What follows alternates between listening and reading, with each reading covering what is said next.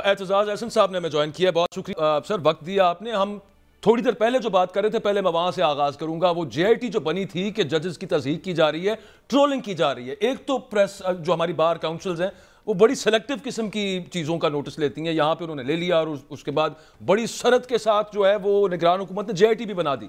उस पर कहा यह जाता है कि ये मकसद सोशल मीडिया को कंट्रोल करना है, इस वजह से सब मामला किया है। At the very same time आज सुप्रीम कोर्ट के सीनियर मोअज़्ज़ज़ जजेस ने जो जो इजहार आज़ादी राय के हवाले से बयान दिए वो बिल्कुल ही डिफरेंट है, और निगरान हुकूमत दूसरी तरफ कुछ और मामला लेके चल रही है। और बार काउंसिल जिसको भी सोचना चाहिए कि जब वो बात ऐसी करते हैं कि भी कोई पाबंदी होनी नहीं चाहिए जी, मीडिया पे खत्म नहीं होनी चाहिए, और इतनी हतमी और कतई बात कर सकते हैं, तो ये भी करना चाहिए, इंश्योर करना चाहिए कि इसके बरक्स हुकूमत बिलखसूस हुकूमत में चल रही है। आप बात कर रहे हैं कि ये आज़ादी होनी चाहिए जी, हुकूमत एक जेआईटी बनाए बैठी है। जेआईटी किसी अदालती या तौहीन अदालत के मामले पे जेआईटी किस तरह बन सकती है?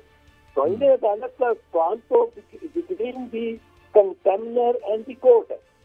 कंटेम्नर एंड दी कोर्ट ये एक्सक्लूसिवली सिर्फ उस मुल्जिम का जिससे इल्जाम लग गया तौहीन अदालत का और अदालत का नाम, बिल्कुल ठीक। और जिससे कई जजमेंट है कि और कोई नहीं बीच में आ सकता, ये अदालत जाने और वो जाने। अब बात जीआईटी किस तरह आ सकती है? जीआईटी को किस तरह इख्तियारात किसी किस्म के भी तहकीक के भी तस्वीर किए जा सकते हैं? ये चीज तो अदालत नहीं है। अदालत तो एक जुडिशियल फोरम है, अदालती फोरम है। ये एग्जेक्टिव बॉडी को किस तरह इख्तियारात दिए जा सकते हैं? ये भी गलत है।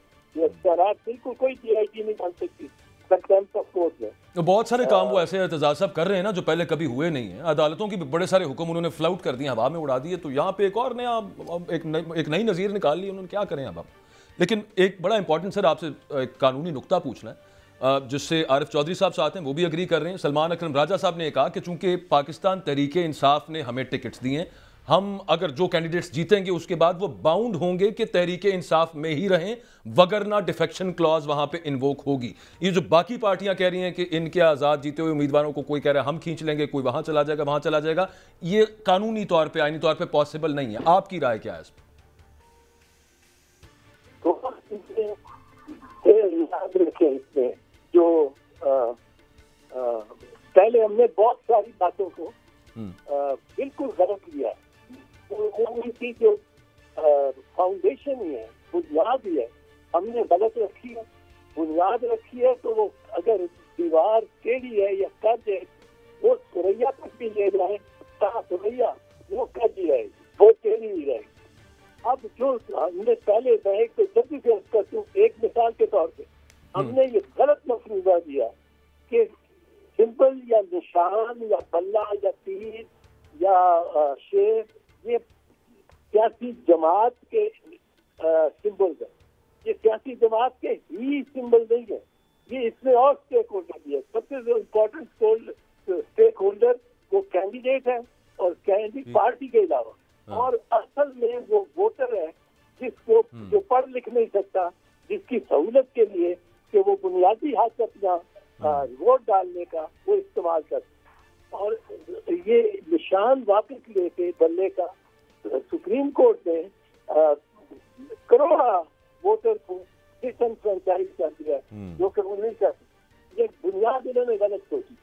इसी तरह उन्होंने बुनियाद में गलत सोची कि फंडामेंटल राइट के तहत ये जो है पार्टी को डिसॉल्व नहीं किया गया और इसको मुंतशिर कर दिया गया, ये भी कानूनी नहीं है, बिल्कुल कानूनी नहीं है।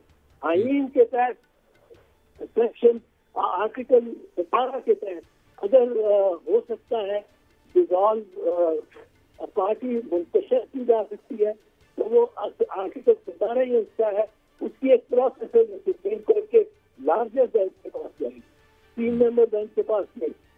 अब ये जो नया मफरूजा चल रहा है, इसमें ये है कि ये जो बात करने का और कमेंट करने का और ये सारा है, ये बीच में आप GIT भी बिठा सकते हैं, और ये भी मैंने आज किया, GIT आप बिल्कुल नहीं बिठा सकते।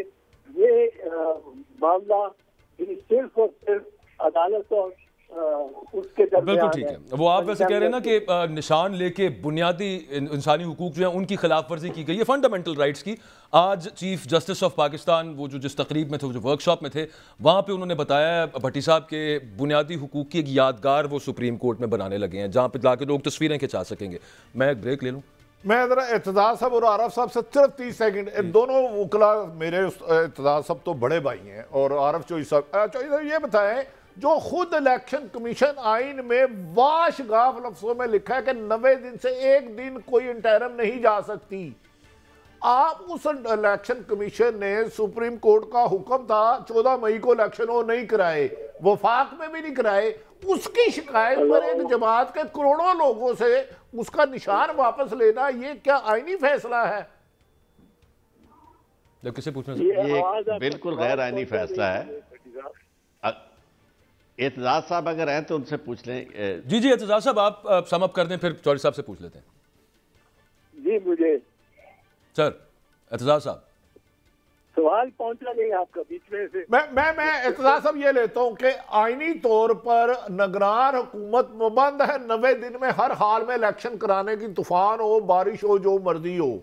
जो निगरान हुकूमत 2 सूबों में 1 साल से जारी है, 90 दिन में खुद इलेक्शन कमीशन इलेक्शन नहीं करा सका, उसकी शिकायत पर एक ऐसी जमात जिसके बज़ाहिर बादी नजर में करोड़ों वोटर है, उनसे उसका इंतखाबी निशान शनाख्त वापस लेना, ये क्या आईनी फैसला है? ये दुरुस्त फैसला या गैर आईनी फैसला है? बल्ले का निशान वापस लेना सुप्रीम कोर्ट के फैसले का पूछने से। ये बीबी शहीद के की पिटीशन 1988 में, मैं उसमें वकील था, मैंने वो की थी। वो 2 जजमेंट में 2 फैसले दिए थे, 12 जजेस थे, 12 जजेस। उन्होंने फैसला दिया था नंबर 1 कि वोट का जो हक है ये बुनियादी हक है, ये आम कानून से भी, अक्सरियती कानून से भी, मेजॉरिटी से भी नहीं लिया जा सकता, 2/3 मेजॉरिटी चाहिए। दूसरा उन्होंने कहा था कि चूंकि निशान उस वोट के हक को बरूए कार लाने के लिए जरूरी है, अनपढ़ वोटर, करोड़ा अनपढ़ वोटर है, तो इसलिए निशान भी उसका फंडामेंटल राइट है, उसके बगैर ये वो नहीं हो सकता। वो निशान जो है वो उसका इस्तेमाल नहीं हो सकता। बिल्कुल ठीक। तो ये दोनों ले ही नहीं सकती गवर्नमेंट। तो सब वो उसमें एतजाज साहब, वो I am short of time, सिर्फ ये जरा फरमा दें, फिर आप कह ही रहे हैं कि ये गैर आईनी फैसला है। मैं कह रहा हूँ गैर आईनी है। बिल्कुल ठीक है। सुप्रीम कोर्ट का फैसला भी गैर आईनी है। बिल्कुल ठीक, बिल्कुल ठीक।